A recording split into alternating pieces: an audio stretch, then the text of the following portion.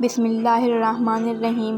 اللہ کے رسول صلی اللہ علیہ وسلم نے فرمایا کہ 5 چیزیں ایسی ہیں کہ میں اللہ کی پناہ مانگتا ہوں کہ تم ان میں مبتلا ہو جاؤ، یعنی تمہارے ان 5 چیزوں میں پڑ جانے سے میں اللہ کی پناہ مانگتا ہوں، اس لیے ان چیزوں سے جتنا ہو سکے دور بھاگو۔ نمبر 1، جس قوم میں فحاشی یعنی ننگا پن پھیل جائے تو اللہ تعالیٰ اس میں ایسی بیماریاں اس میں ڈال دیتے ہیں کہ اس سے پہلے کے لوگوں نے سنی بھی نہیں ہوگی۔ فحاشا کہتے ہیں بے حیائی اور بے شرمی کو، اور یہ بے حیائی اور بے شرمی اس طرح عام ہو رہی ہے مانو وہ کوئی برا کام ہی نہیں بلکہ اس کے نام بدل دیے گئے ہیں، اور سوشل میڈیا کے دور میں اس کو خوب پھیلایا جا رہا ہے۔ میں اس بے حیائی کی سزا یہ بتائی گئی ہے کہ اس میں ایسی ہلاک اور پریشان کرنے والی بیماریاں پھیلے گی کہ اس سے پہلے کے لوگوں نے سنی بھی نہ ہے، اور چاہے امیج کے ذریعے ہو یا ویڈیو اور فلموں کے ذریعے ہو، پھر لوگ اس کو دیکھ کر اس بے حیائی کے فیشن کو اپنی زندگی میں لا کر اسے اور پروموٹ کرتے ہیں۔ وہ نہ صرف گناہ کرتے ہیں بلکہ اس گناہ کو پھیلانے میں بہت بڑا رول ادا کرتے ہیں۔ پھر حدیث صحیح ہوگی، اللہ تعالیٰ ہم کو بے حیائی سے بچائے اور اس کے نتیجے میں ہونے والی بیماریوں سے محفوظ رکھے۔ نمبر 2، جس قوم میں ناپ تول میں کمی آ جائے تو اللہ تعالیٰ اس میں 3 آزمائشیں اس میں ڈال دیتے ہیں۔ نمبر 1، قحط سالی آ جاتی ہے، بارش نہیں ہوتی اور سوکھا پڑ جاتا ہے۔ نمبر 2، زندگی سخت ہو جاتی ہے۔ نمبر 3، اور ظالم بادشاہ ان پر مسلط کر دیا جاتا ہے۔ نمبر 3، جو قوم زکوٰۃ نہیں دیتی تو اللہ ان کی رحمت بارش کو روک لیتے ہیں۔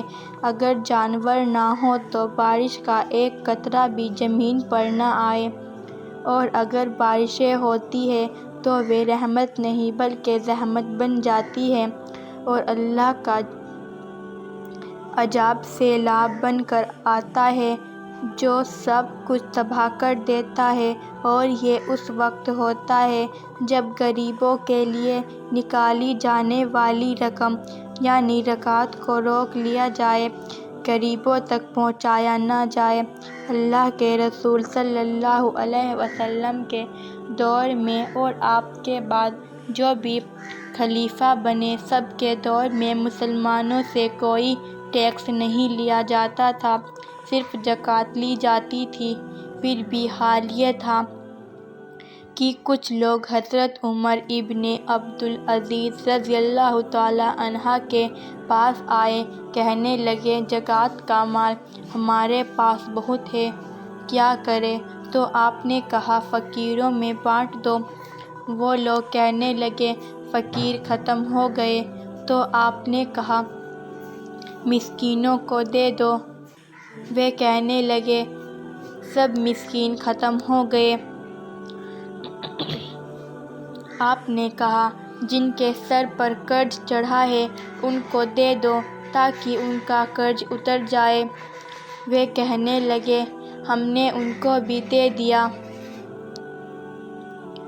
تو آپ نے کہا اعلان کر دو، کسی غریب کی شادی ہونے والی ہو تو اس کی شادی میں دے دو۔ وہ لوگ کہنے لگے ان تمام جگہوں پر ہم نے خرچ کر دیا، اب کوئی ضرورت مند نہیں رہا۔ تو آپ نے کہا بیت المال میں جمع کر دو، اور کچھ مال کا اناج خریدو اور پہاڑ کی چوٹیوں پر بکھیر دو۔